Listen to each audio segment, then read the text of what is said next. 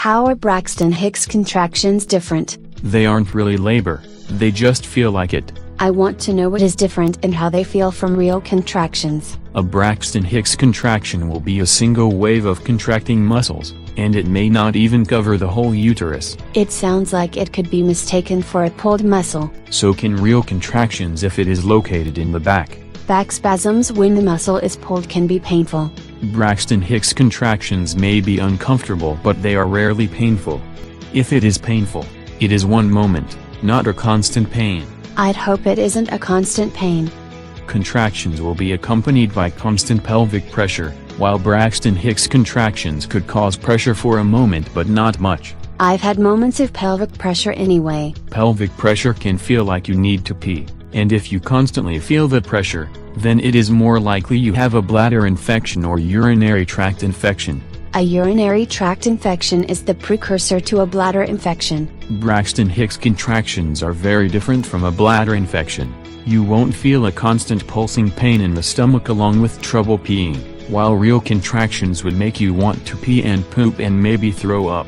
I haven't had those symptoms. Braxton Hicks contractions won't do more than give you more than brief nausea, while real labor will put more pressure on your system in all accounts. You made it sound like I'll have a stomach bug. Your body is trying to push out a rather large load from your stomach.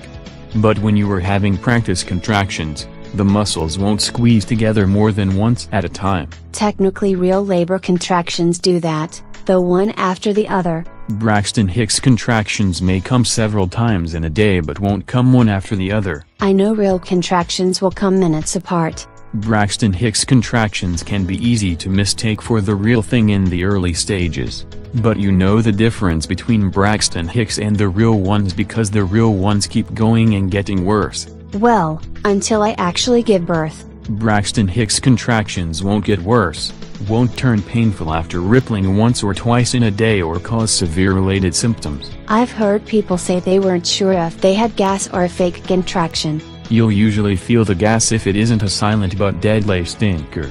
And gas will usually come with constipation and clear up with plenty of water and fiber. The other difference is that practice contractions won't stop after you've dropped the load in the bathroom, whereas constipation pain would. Constipation causes pain and pressure for an extended period that lasts longer than a practice contraction.